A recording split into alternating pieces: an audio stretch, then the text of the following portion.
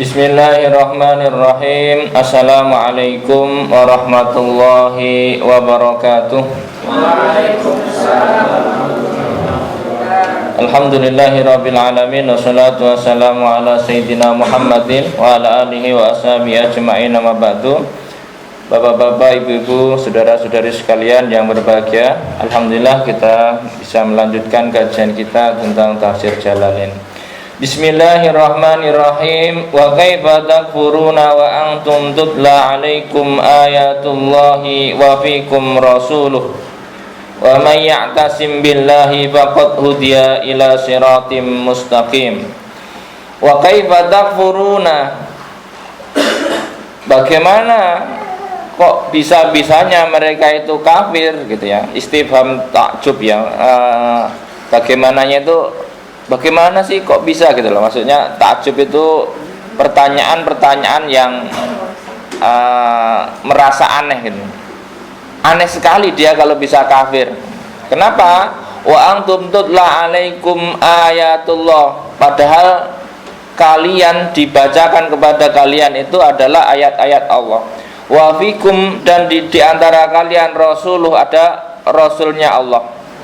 Wa may ya'tasim, dan barang siapa memegang ya atau berpegangan ya dengan ayat-ayat Allah dan rasulnya, wa may ya'tasim billah ya, kepada Allah, faqad hudiya ila siratim mustaqim, maka sungguh telah mendapatkan petunjuk kepada jalan yang lurus ya. Jadi semacam jadi wa kaifa takfuruna wa antum tutla alaikum ayatullah, seperti ini Pak. Bagaimana kok bisa kalian itu dibacakan, dikasih ayat Allah, dikasih kitab, kok bisa kafir gitu? Kok bisa kafir sementara Rasul juga ada di antara kalian? Misalnya ya, semacam ada orang tersesat sementara itu dia bersama guide-nya, itu kan aneh. Bagaimana Anda bisa tersesat sementara Anda punya guide gitu. Jadi bagaimana Anda bisa kafir sementara kamu itu sama Rasulnya? Ini pertanyaan yang seperti itulah. Ibarat kata itu sebenarnya pertanyaan yang takjub kalau di sini dikatakan itu. Jadi aneh sekali gitu ya. Ibarat kata kalau dalam pepatah di Indonesia itu kan, bagaimana Anda bisa mati sementara ada di lubung padi, misalkan kayak gitulah. Nggak logis ya. Makanya aneh sekali kalau ada orang itu kafir sementara dia mendapatkan kitab suci dan ada Rasul di antara kehidupan mereka. Itu kan logikanya itu kan nggak bakal dia kafir. Tapi ya itulah kondisi orang-orang yang tidak mau menerima Islam waktu itu. Jadi dia itu nggak mengimani kitab mereka, nggak mengimani nabi mereka. Jadi seperti itu. Ya ayyuhalladzina amanu, wahai orang-orang yang beriman, ittaqullaha, bertakwalah kepada Allah, haqqa tuqatih, dengan sebenar-benarnya takwa. Ini perintahnya sebenarnya haqqa tuqatih. Ini sering kita dengar kalau Jumatan Pak. Nanti Bapak Ibu mungkin akan dengar. Ya ayyuhalladzina amanu taqullaha haqqa tuqatih bi ayyata fala ya'si wala wa yashkur ya. Sebenarnya haqqa tuqatih itu apa? Haqqa tuqatih itu yang enggak maksiat sama sekali. Wa yashkur, dan bersyukur, fala yakfur, dan tidak kufur ya. Wa yadhkur fala yansa, dan mengingat Allah dan tak pernah lupa. Sebenarnya kalau pengen takwa maksimal itu pertama tidak pernah maksiat kalau bisa, bersyukur selalu, dan selalu ingat Allah, nggak pernah lupa.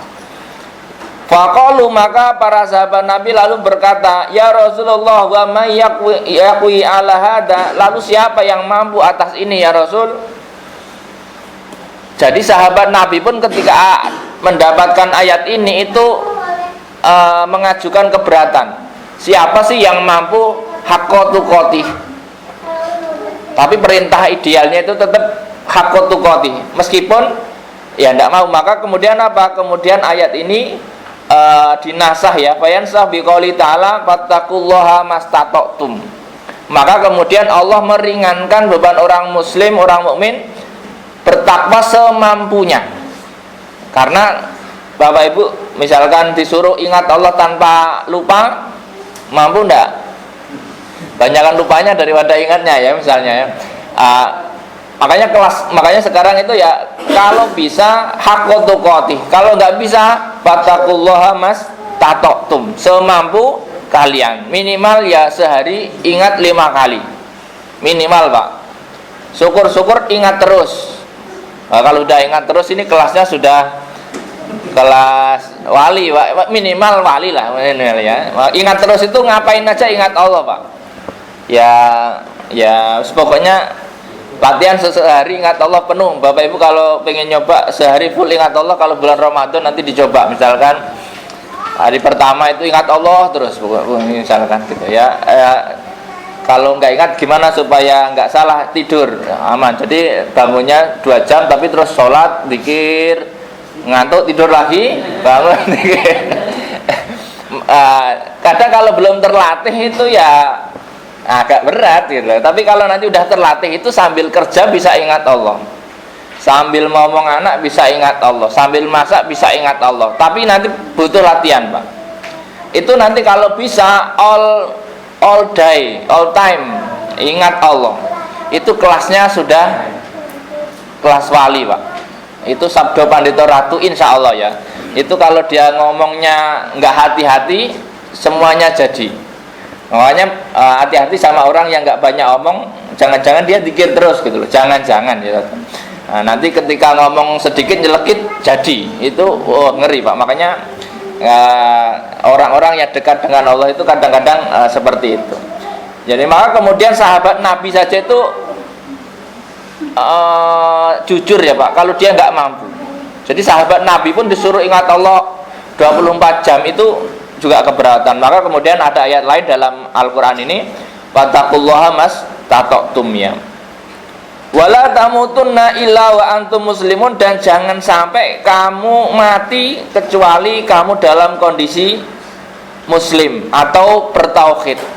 Artinya gini, sedablek-dableknya orang, senakal-nakalnya orang misalnya, kalau sudah mau mati misalnya tobato, maksudnya gini, apa ya, sudah tua itu misalnya mudanya itu kurang soleh, sudah tua itu semoga segera bertobat, itu paling tidak gitu lah. Artinya seenggak-enggaknya itu kalau ndablek itu ya sebelum mati. Makanya jangan sampai mati dalam kondisi ndablek. Makanya sebenarnya ya tidak ada orang yang memang mungkin maksimal secara ketakwaan, tapi paling tidak kalau sudah ada tanda-tanda kematian bisa mempersiapkan untuk lebih soleh. Tanda-tanda kematian itu ya sakit yang cukup lama misalnya, atau tua, atau hal-hal yang mungkin sudah paham kalau mau mati misalnya ya. Entah kenapa ya, misalnya apa ya, biasanya orang itu kan kalau diberikan kesempatan oleh Allah untuk baik itu sebelum mati dikasih kesempatan untuk sadar. Entah karena misalnya ada naudzubillah ya, misalnya ada bencana gitu ya, ada bencana, sudah sadar dia nggak bakal selamat nih potensinya. Paling tidak itu disitulah dia harus bertobat. Siapa tahu diterima. Jangan sampai mati masih belum tobat. Ya, jangan sampai kayak Fir'aun yang sudah nazak baru tobat, itu nggak diterima, kira-kira begitu. Fir'aun lah ya Pak ya, tapi kalau orang lain nggak tahu diterima atau tidak. Tapi setidaknya perintahnya Allah, wala tamutunna illa wa antum, syukur baik terus. Makanya kenapa sih ada orang itu selalu baik? Orang-orang itu selalu baik biasanya karena selalu ingat mati. Tapi kalau terlalu muda terus ingat mati terus itu ya kurang seru ya, maksudnya ya ingat mati tapi jangan 24 jam ingat mati terus ya. Bagus sih, cuman ya hidup dulu lah, ingat hidup gitu lah maksudnya ya. Maksudnya hiduplah sambil ingat mati, jangan terus enggak besok paling mati terus enggak ngapa-ngapain gitu, jangan ya. Maksudnya kalau orang persiapan ingat mati itu kan persiapan untuk berbuat baik, sehari-harinya dilakukan untuk berbuat baik. Siapa tahu nanti umurnya nggak cukup panjang. Maksudnya gitu loh. Bukan berarti terus besok paling mati, udahlah nggak usah ngapa-ngapain, besok ternyata masih hidup, besok begitu lagi. Wassalam. Kalau semuanya orang begitu kacau ini kadang-kadang yang menjadi masalah bagi orang-orang yang mencoba berperilaku sufi yang keliru. Akhirnya wassalam. Makanya banyak ulama-ulama begitu nggak sepakat gara-gara itu, nggak mau berkegiatan, nggak mau inisiatif karena pikiran dia besok itu mati, ternyata masih hidup, kan repot ya. Pokoknya setidaknya itu tetap berbuat baik supaya sewaktu-waktu mati itu dalam kondisi yang bertauhid itu. Wa tasimu, dan berpeganglah kalian semua, aitamassaku ya, bihablillahi, dengan tali Allah. Nah ini kalau dimaknai secara literal tali Allah ya, tetapi artinya adalah agama Allah. Artinya berpegang teguhlah dalam ikatannya Allah. Pegang teguhlah, Allah itu pegangi yang kuat. Wala bihablillahi jami'an, kalian semua, nggak ada yang pengecualiannya. Wala tafarraqu, dan jangan kalian bercerai-berai ya ba'dal Islam, setelah adanya agama Islam. Jangan bercerai-berai. Kenapa ya? Kalau bercerai-berai kalian akan kalah ya. Wadkur nikmatallah, wadkuru nikmatallah, dan ingatlah kalian semua atas nikmat-nikmat Allah. In'amahu alaikum, kepada kalian ya ma'syarul Aus wal Khazraj, wahai orang-orang Aus dan Khazraj. Ini kalau dalam tafsirnya, id kuntum, yang waktu itu qoblal Islam, sebelum Islam, kalian itu a'daan, saling bermusuhan. Fa'alafa baina qulubikum, maka dijadikan satu di antara hati kalian, bil islami, dengan Islam. Fa'asbahtum, maka kalian menjadi saudara ya atas nikmat itu, bi nikmatihi ihwana. Jadi dulu orang-orang Arab itu ya antar suku itu perang, Pak. Dunia dulu itu sama, perang itu antar suku itu umum. Jadi di Arab pun sama, Aus Khazraj itu tetap suka perang antar suku. Ya makanya kalau nggak ada Islam, mereka itu juga nggak bisa rukun. Kalau apa istilahnya, suku-suku di Arab itu kan bisa menjadi rukun ketika hadirnya Islam. Dan Rasulullah membuat istilah namanya ta'akhi, mempersaudarakan antar orang Islam. Maka kalau Bapak Ibu sering dengar al-muslimu akhul muslim, itu adalah langkah untuk mempersaudarakan antar sesama Islam. Makanya sampai sekarang kalau Bapak Ibu ketemu orang sedunia ini kok dia muslim, insya Allah dia akan menganggap kita itu saudara. Karena itu menjadikan nikmat Islam itu satu sisi, ketemu orang Islam dimanapun menjadi saudara. Al muslimu akhul muslim. Misalkan Bapak Ibu tersesat di Eropa misalnya, terus ketemu orang Islam, ini tersesatnya yang enak ya Pak. Kalau di Afrika ya ketemu orang Islam ya tetap saudara ya.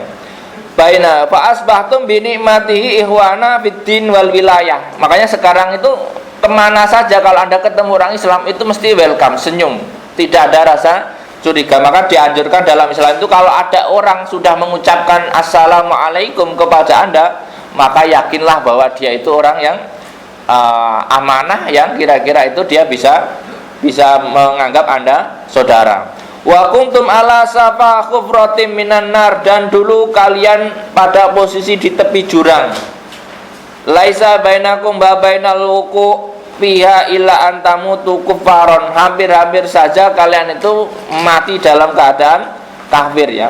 Fa anqadakum minha, maka diselamatkanlah kalian dari sana, bil imani, dengan iman.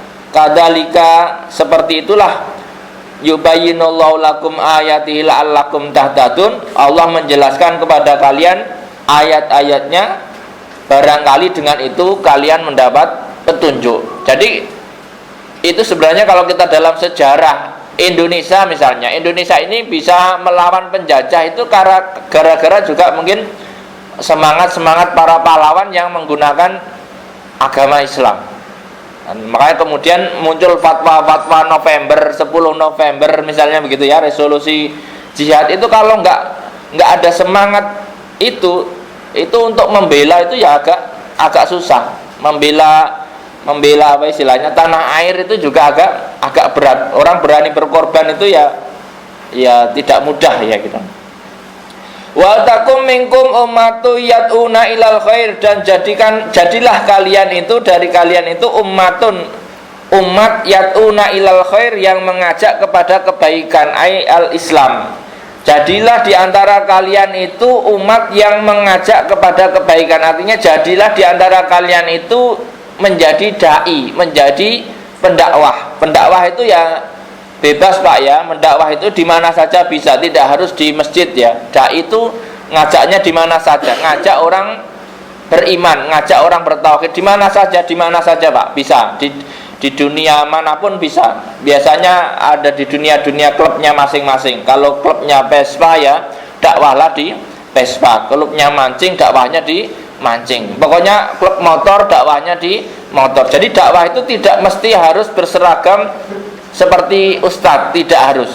Dakwah itu apa? Intinya mengajak kepada kebaikan. Ya, kebaikan itu pokoknya nggak buruk, itu ya baik. Apa contohnya? Pokoknya ya artinya baik itu kan sudah diketahui lah Pak. Di sini kan ilal khair wa ya'muruna bil ma'ruf, dan mengajak kepada yang sudah ma'ruf, sudah diketahui secara umum. Ma'ruf itu ya umumnya orang yang dianggap baik itu namanya ma'ruf. Makanya makan pakai tangan kanan itu juga ma'ruf misalnya ya. Tidak memukul orang itu juga ma'ruf. Senyum kepada orang lain ma'ruf. Ma'ruf itu sudah diketahui baiknya gitu loh. Wa yanhauna 'anil munkar, dan menghindarkan dari yang mungkar. Yang mungkar itu apa? Mungkar itu pada dasarnya adalah sesuatu yang tidak pada tempatnya, itu mungkar. Kalau ada orang pakai kopiah di kaki, itu berarti dia melakukan kemungkaran. Nah, kemungkaran paling kecil kira-kira seperti itu. Nanti kemungkaran paling besar itu menyembah sesuatu selain Tuhan, itu juga mungkar, karena menempatkan sesuatu tidak pada tempatnya. Wa ulaika humul muflihun. Wa ulaika, dan orang-orang yang mengajak, orang-orang yang memerintah, orang-orang yang mencegah, itulah orang-orang yang muflihun, yang menang ya, orang-orang yang akan bahagia. Maka tugasnya orang Islam itu adalah kalau bisa mengajak, kalau bisa memerintah yang baik, kalau bisa melarang yang buruk. 3 saja itu. Jadi kalau ada keburukan dicegah, kalau ada kebaikan diajak, pokoknya gitu. Jadi kalau ada yang ma'ruf apa istilahnya, diperintah. Ya pokoknya makanya tugas orang Islam itu kepada orang Islam yang lain, kalau temannya belum sholat, ya suruh sholat, ayo sholat. Kalau misalkan temannya kurang apa ya atau kalau temennya mau melakukan sesuatu yang buruk, ya kalau bisa dicegah. Jangan kemudian apa istilahnya ya, urusannya dewe-dewe ya. Kalau dalam urusan ibadah enggak Pak, urusan ibadah ini jangan kemudian membiarkan temennya masuk neraka. Istilah kata ada temennya enggak sholat, dibiarkan. Paling tidak apa, diajak atau disuruh. Kalau punya kemampuan menyuruh, suruh. Tapi kalau nggak punya kemampuan menyuruh, ya diajak. Ya tergantung posisinya di mana. Kalau bisa ya suruh. Misalkan diperintahkan sholat, sholat dulu. Nah, kalau kita orang tua terus punya anak kita kok nggak sholat, maka wajib bagi orang tua itu ya memerintahkan anaknya untuk sholat. Termasuk kebaikan-kebaikan yang lain yang sudah ma'ruf, yang sudah umum. Wa min litab'id li anna ma dzakara fardhu kifayah. Nah, ini karena sebagian ya, tidak harus semua jadi dai, tidak harus semua orang Islam jadi dai semua juga enggak. Mesti ada yang lain ya. Maksudnya sebagian saja cukup dai itu. Wala takunu kalladina, janganlah kalian seperti orang-orang tafarraqu yang berpisah ya, andinihim dari agama mereka, wahtalafu dan berselisih fihi di dalam agama mereka. Mimba dima ja'atumul bayinat, setelah datangnya penjelasan. Siapa yang seperti itu? Wahumul yahud wan nasoro, yaitu orang Yahudi dan Nasrani. Jadi mereka itu bercerai-berai setelah datangnya kitab suci mereka. Maka kemudian kalau Bapak Ibu lihat, mereka itu pecahnya banyak sekali. Pecahnya banyak sekali. Nanti apa istilahnya ya? Banyak sekali. Makanya antara satu dengan yang lain itu tidak ketemu. Ya, kira-kira begitu. Masjidnya atau tempat ibadahnya saja itu tidak ketemu. Jamaah ini nggak bisa di jamaah sono. Kalau di dalam Islam, ya siapapun orangnya, masjidnya ya harus boleh diakses semua orang Islam sama. Wa ulaika, dan mereka itu lahum, kepada mereka adabun, adab adimun yang besar ya. Makanya jangan seperti mereka. Wala takunu kalladzina tafarraqu, artinya jangan meniru mereka. Kalau nggak cocok pecah bikin agama baru. Jadi ada tren Pak, di dunia agama itu, kalau dia nggak cocok itu terus mecah terus jadi agama baru. Bukan hanya di dalam Nasrani dan Yahudi. Lihat Bapak Ibu, kalau lihat agama-agama yang lain itu kadang-kadang mudah sekali membuat agama. Ya, misalkan ada yang aneh langsung disembah jadi agama baru. Nah di Indonesia itu kadang-kadang ada orang-orang yang iseng gitu ya, dikit-dikit bikin aliran baru, nanti terus jadi agama. Jangan diikuti orang-orang seperti itu ya. Artinya orang-orang yang dikit-dikit pecah terus bikin agama baru. Nah di Indonesia itu cukup kalau pecah itu ya ormas-ormas saja lah, tidak apa-apa. Kalau misalkan bertengkar nggak cocok bikin ormas baru, tidak apa-apa. Tapi bukan agama baru. Wala takunu kalladzina tafarraqu, tadi sudah ya. Yauma tabyaddu wujuh wa taswaddu wujuh, di hari yang wajah-wajah menjadi putih dan menjadi hitam ya. Ayyaumal qiyamah, artinya di hari kiamat. Fa amal ladzina swaddat wujuhum, kapan orang-orang itu akan diberi adab, yaitu yauma taswaddu wujuh, yauma tabyaddu wujuh wa yauma taswaddu wujuh ya. Di hari kiamat, artinya wajah itu memutih atau menghitam. Nanti di hari kiamat pilihannya itu cuma dua Pak. Orang itu wajahnya hitam atau wajahnya putih. Jadi nanti malaikat itu nyeroknya gampang Pak. Jadi malaikat penjaga itu apa bahasanya kan, kalau putih sama hitam betul Pak, apa namanya, sortir. Ya sekarang saja kan sortir itu pakai mesin, kalau warnanya beda langsung dicuti gitu Pak. Bapak Ibu bisa bayangkan orang mau masuk surga itu juga kencengnya luar biasa. Malaikat bagaimana identifikasi kalau dia beriman atau tidak, kalau pakai masih wajah sekarang. Makanya nanti di akhirat itu kalau ketemu teman Anda misalkan wajahnya kok menghitam, nggak usah ditanya Pak.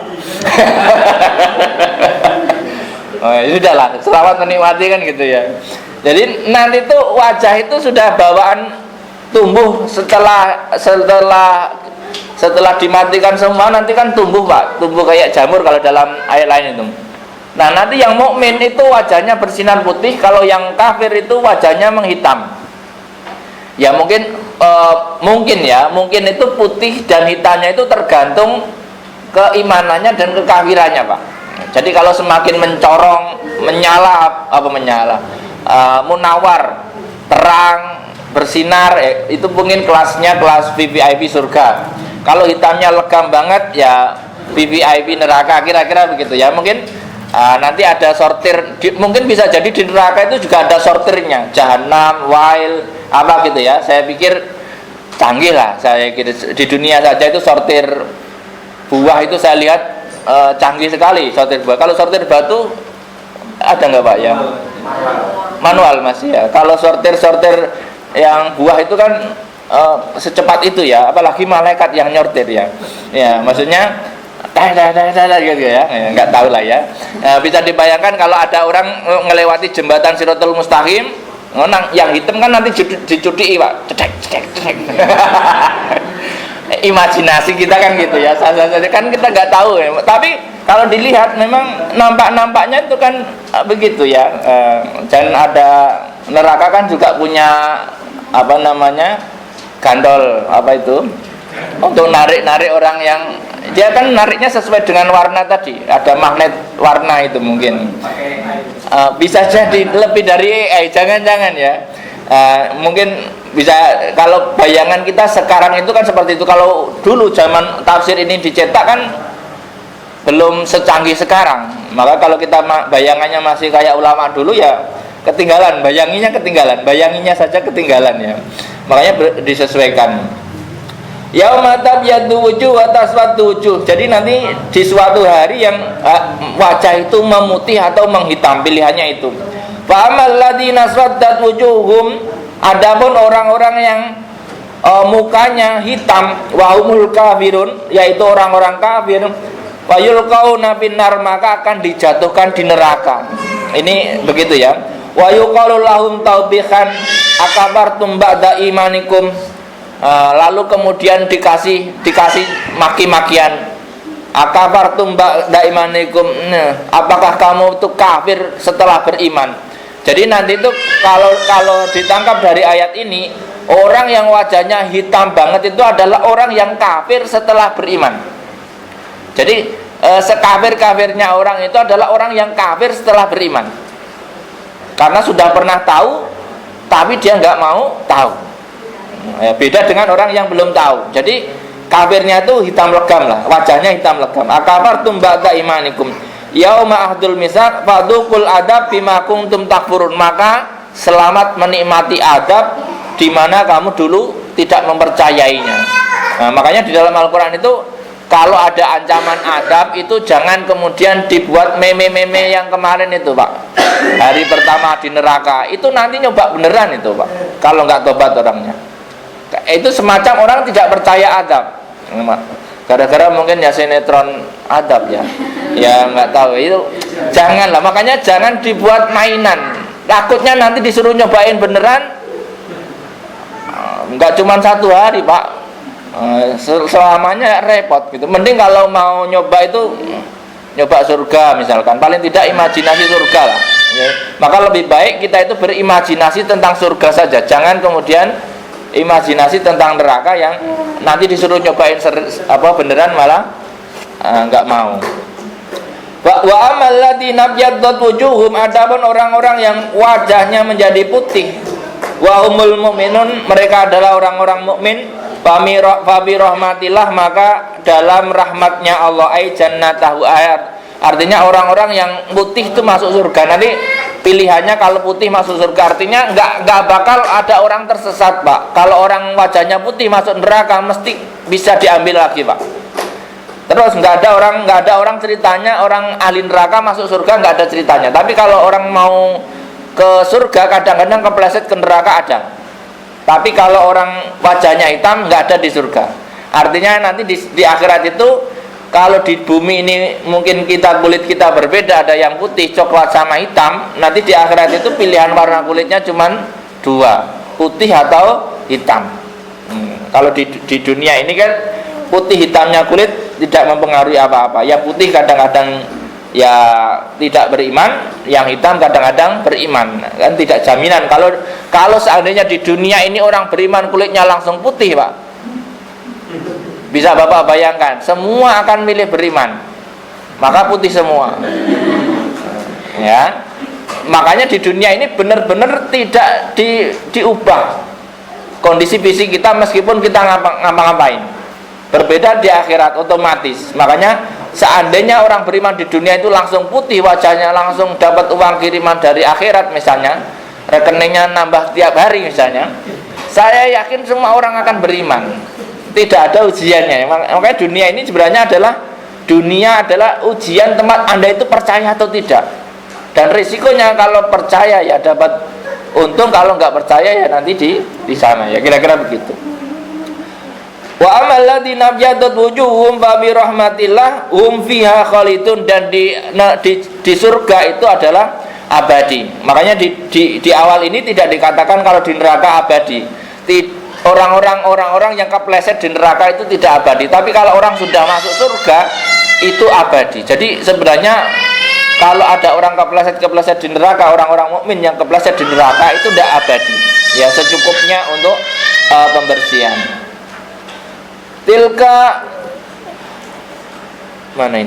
Tilka ayatullahi natluha alaika, ya.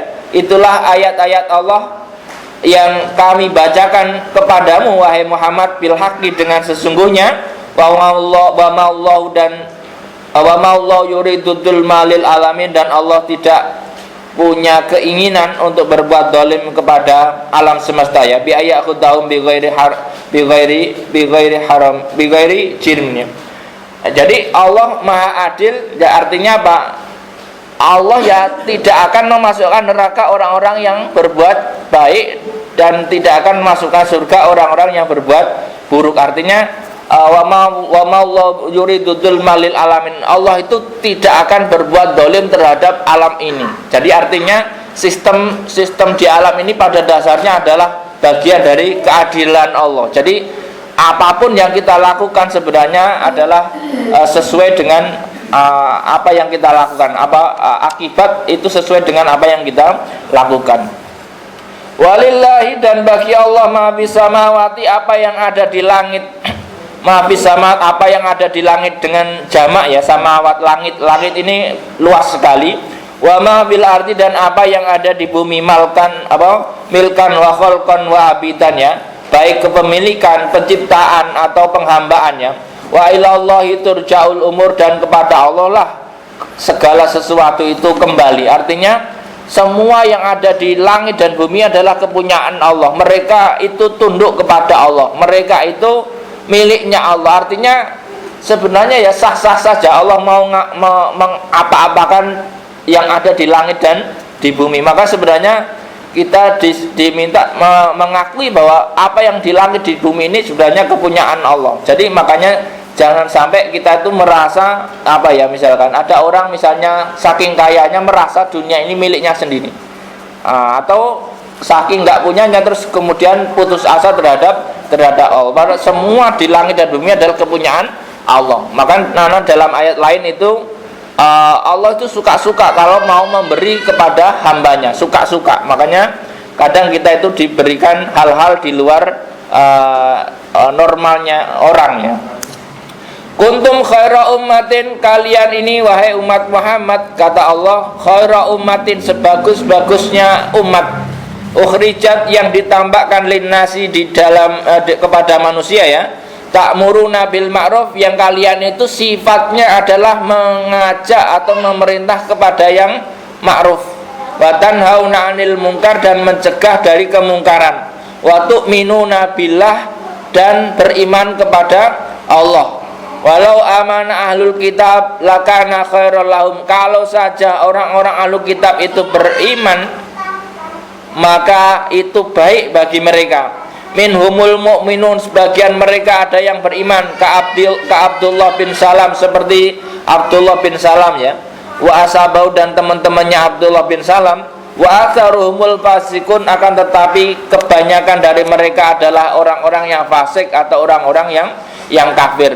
Di saat itu Rasulullah SAW dipuji oleh Allah ya, Rasul dan sahabatnya itu dipuji. Kuntum khaira ummatin ukhrijat linnas ta'muruna bil ma'ruf wa tanhauna 'anil munkar wa tu'minuna billah. Jadi amar ma'ruf nahi munkar ini adalah langkah awal menunjukkan sifat keimanan seseorang. Pokoknya kalau ada kemungkaran kok orang itu diem, berarti dia imannya lemah. Ada kemakrufan kok nggak diperintahkan kepada teman-temannya, itu berarti ya kurang. Makanya kalau ada kebaikan kita disuruh ngajak teman-teman kita, kalau ada keburukan kita disuruh melarang diri kita dan teman-teman kita. Itu adalah sikapnya orang-orang mukmin. Wa tu'minuna billah, dan beriman kepada Allah. Dasarnya kalau orang beriman kepada Allah tadi ya, kita tidak akan berbuat dolim mestinya. Makanya kalau ada orang masih berbuat dolim, mungkin sedang lupa dengan Allah, atau imannya sedang lemah. Sebagian dari ahlu kitab itu masuk Islam, dalam artian sebagian itu ketika dibacakan Quran mereka itu beriman. Tetapi wa aktsaruhumul fasikun, tetapi sebagian besar itu fasik.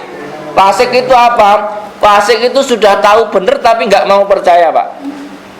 Jadi kalau Bapak Ibu lihat orang debat-debat di TV misalkan, sudah tahu benar tapi nggak mau mengakui, itu model-model orang fasik. Sudah tahu debat misalnya, sudah tahu yang benar ini, tapi tetap saja begitu, Itu ciri-ciri orang-orang fasik. Orang fasik itu apa ya? Kalau mendengar kebenaran dia nggak mau mengakui, meskipun dalam hatinya dia tahu itu benar. Apa ya? Tidak mau percaya hanya karena egonya, ya itu biasanya fasik. Makanya orang-orang seperti itu ya repot ya urusannya. La yadurrukum, tidak akan membahayakan kepada diri kalian. Siapa? Yaitu orang Yahudi, ya ma'syarul muslimin bisyai'in. Orang-orang Yahudi itu kata Allah dalam Al-Qur'an ini dikatakan mereka tidak akan membahayakan kalian. Illa ada, kecuali hanya menyakiti yang kecil-kecilan. Bilisanin min subbin wa wa'idin, dengan pisuhan atau ancaman. Jadi hanya omdo. Jadi rata-rata itu hanya berani gertak. Jadi dalam Al-Qur'an ini sudah dinas bahwa orang-orang Yahudi itu hanya berani gertak. Kalau diladenin mundur dia, Pak. Nah, tinggal berani gertakan kekuatan mana ya. Ibarat kata Bapak kalau digertak sama hewan kalah gertak ya. Sebenarnya kalau bisa digertak balik mereka juga mundur, Pak. Kalau bisa gertak yang sama ya maksudnya. Makanya lihat mereka kalau perang itu mesti nyari lawannya itu yang kecil-kecil. Kalau lawannya berani gertak balik, dia mungkin agak ngeper juga. Karena secara nas itu mereka itu sebenarnya nggak punya keberanian seberani orang Islam. Orang Islam itu berani mati karena Allah. Lalu mereka berani mati karena apa? Ya, karena perintah pimpinan saja. Ya itu mesti nggak kuat, mesti akan mengalami stres yang tinggi. Ya. Wa yuqadilukum yuwallukumul adbar. Kalau kamu perangi, mereka juga akan lari. Kira-kira begitulah ya. Sumala yung sorun, dan tidak ada yang menolong mereka ya. Alaikum balakumun nasru alaihim. Jadi kalau kalian ada pertolongan, tapi kalau kepada orang-orang seperti mereka itu tidak ada pertolongan. Artinya orang-orang Islam pada zamannya Nabi Muhammad ketika melawan musuh-musuhnya itu selalu Allah siapkan pertolongan kepada orang-orang mukmin. Sementara tidak ada ceritanya dalam sejarah bahwa orang-orang kafir, orang-orang musyrik itu ditolong oleh Allah. Jadi orang-orang kafir, orang musyrik ketika perang dia maksimal menggunakan kemampuan fisiknya, tidak ada bantuan. Tetapi kalau orang Islam di lain dari fisiknya itu Allah campur tangan. Makanya kadang-kadang dengan pasukan yang minimalis tetap bisa menang, sebagaimana mungkin perang Badar seperti itu. Wa duribat alaihimud dillatu aina masukifu. Apa duribat alaihim dillah ya? Maka ditimpakan kepada mereka kehinaan aina masukifu, di mana saja mereka ada. Fala izzalahu, maka tidak ada kemuliaan bagi mereka, wala tisom, dan tidak ada kehormatan. Maka Bapak Ibu bisa lihat bahwa mereka itu kemana-mana itu menjadi cemoohan orang. Ya wajar kalau misalkan terjadi hal-hal yang diusir sana, diusir sini ya, kira-kira begitu. Sampai nggak tahu sampai kapan konsepnya seperti itu. Karena apa? Ya karena sikap mereka itu seperti itu. Nasnya Quran, sikap mereka itu seperti itu. Maka di mana-mana dia tidak akan bisa diterima. Ibarat kata itu kalau ada orang sikapnya saja itu tidak mengenakkan orang lain, ya di mana-mana dia tidak akan bisa diterima ya. Illa apa tadi? Illa bihabli minallahi wa habli minan nas ya. Kecuali kondisinya mereka-mereka yang mungkin berpegangan teguh ya dengan Allah atau dengan manusia, yaitu al-mukminin. Wa huwa ahdhum ilaihim bil aman ala adail jizyah dan sebagainya. Kecuali orang-orang yang mungkin dia mau pasrah kepada orang muslim, yaitu waktu itu ada konsepnya namanya jizyah, Pak. Makanya nanti dalam Islam ada istilah kafir dhimmi sama kafir harbi ya. Kafir dhimmi itu orang kafir yang dilindungi oleh orang Islam. Makanya apa istilahnya? Maka tidak boleh mereka diperangi. Mereka istilahnya tunduk patuh dengan aturan yang ditetapkan. Makanya kalau di negara-negara yang mayoritas Islam, maka orang-orang non-Islamnya itu disebutnya kafir dhimmi. Kafir dhimmi itu apa? Orang yang tidak Islam tetapi tidak boleh diperangi karena dia tidak memerangi ya, seperti itu. Wa ba'u bi ghadabin minallah dan mereka nanti kalau kembali kepada Allah mendapatkan marah ya. Wa duribat alaihimul maskanah, dan ya istilahnya ya ditimpakan kepada mereka kemiskinan ya. Dzalika bi annahum kanu yakfuruna bi ayatillah, karena mereka itu dulu kafir kepada ayat-ayat Allah, wa yaqtulunal anbiya, dan membunuh para nabi bi ghairi haqqin, tanpa hak. Dzalika bima asau, karena mereka bermaksiat kepada perintah Allah, wa kanu ya'tadun, dan mereka berlebihan ya dalam apa istilahnya dalam hal ya sampai kepada haram. Artinya orang-orang yang membunuh nabi yang tidak percaya kepada ayat-ayat Allah, yaitu nanti akan mendapatkan ghadab atau mendapatkan marah dari Allah Subhanahu wa taala. Artinya orang-orang atau umat-umat yang dikasih nabi lalu nabinya dibunuh, ya seperti itu ya Pak. Kadang-kadang itu memang ada orang-orang yang mengajak kebaikan, itu kadang-kadang juga dimusuhi oleh kaumnya ya, sebagaimana mungkin Nabi Yahya, Nabi Zakaria dan sebagainya. Bisa jadi nabi-nabi yang lain itu banyak, tetapi mungkin nggak bisa selesai gara-gara ketika nggak cocok itu nabinya yang dibunuh, bukan dirinya yang mengubah.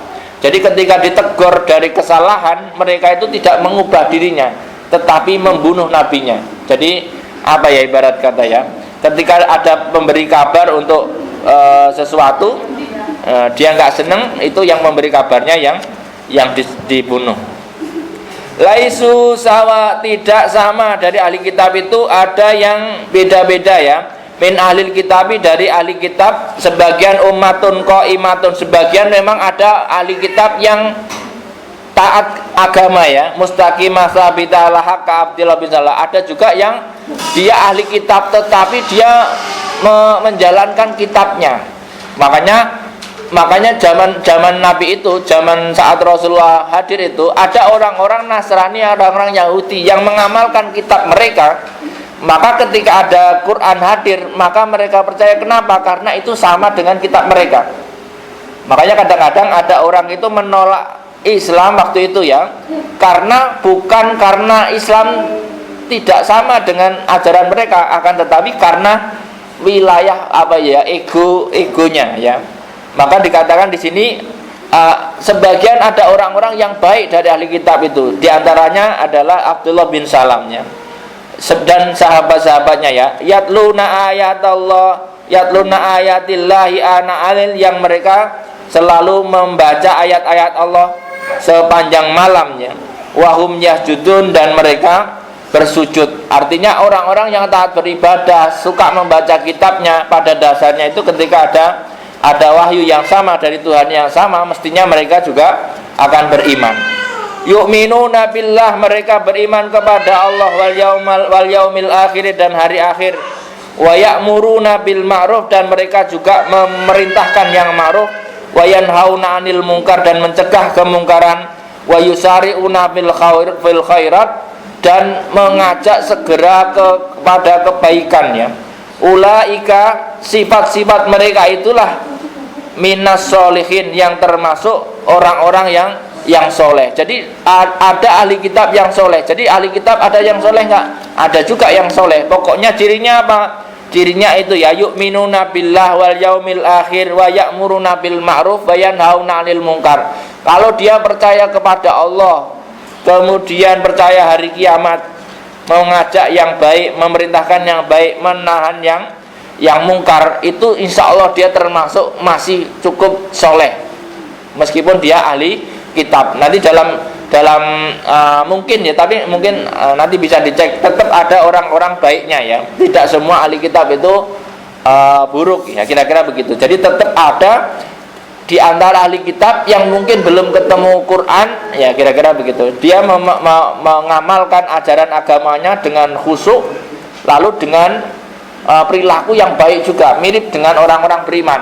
Enggak minum khamar, enggak berzina, enggak berjudi, terus sering sholat. Nah, nanti kalau ada orang ketemu soleh seperti itu, ya itu barangkali sebagian dari yang dikatakan dalam Al-Quran seperti itu. Wa ma yaf'alu min khairin, dan apa yang dilakukan dari kebaikan, Wala yukfaruh, maka tidak akan ditutupi. Artinya apa yang dilakukan dari kebaikan-kebaikan mereka itu ya mesti mereka akan mendapatkan pahala. Artinya tidak tertutup ya. Tak musawa. Artinya apa? Pahalanya tidak akan hilang dari mereka ya. Artinya orang-orang yang sebelumnya beragama Nasrani lalu dia beramal baik, lalu kemudian Islam datang dan dia masuk Islam, maka pahala-pahala mereka sejak di Nasrani itu tidak tertutup. Artinya pahalanya dilanjutkan. Jadi bedanya dengan orang yang baru masuk Islam. Jadi ada perbedaan begitu, Pak. Jadi kalau ada orang asalnya beragama samawi sebelumnya dan dia soleh, lalu dia baru ketemu dengan Quran, lalu kemudian masuk Islam, maka kalau dari ayat ini dilihat bahwa pahala-pahala sebelumnya itu tidak dikosongkan, tetapi ditambahkan, dilanjutkan. Kebaikannya terhitung dilanjutkan, tidak mulai dari nol. Tapi kalau orang yang asalnya mungkin banyak dosanya, ya mungkin mulai dari nol. Ya, kira-kira seperti itu.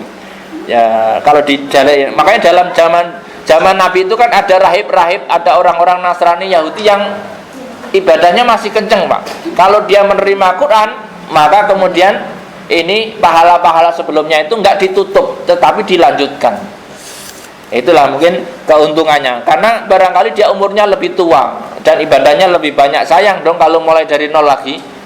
Nah, ibarat kata masa saya dari nol lagi, enggak seru. Ibarat kata kalau main apa ya? Ada enggak pulsa yang ketika Bapak nambah setelah 1 bulan terus nambah lagi, nyambung pulsanya? Ada, atau mulai dari nol lagi? Sisa pulsa yang kemarin habis, mulai dari nol, terserah lah ya. Masing-masing punya aturan. Ada sebagian provider mungkin yang nambah ya, kayak gitulah kira-kira, Pak ya. Wallahu alimum bil muttaqin, dan Allah Maha tahu terhadap orang-orang yang bertakwa ya. Wallahu alimum bil muttaqin. Innal ladzina kafaru lan tughniya anhum amwaluhum wala auladuhum minallahi syai'a wa ulaika ashabun nar hum fiha khalidun. Wallahu alam bisawab. Demikian, semoga ada manfaatnya kajian kita pada pagi hari ini. Adanallahu wa yakum balakum minkum wallahu muwaffiq ila aqwamit thoriq. Wassalamualaikum warahmatullahi wabarakatuh.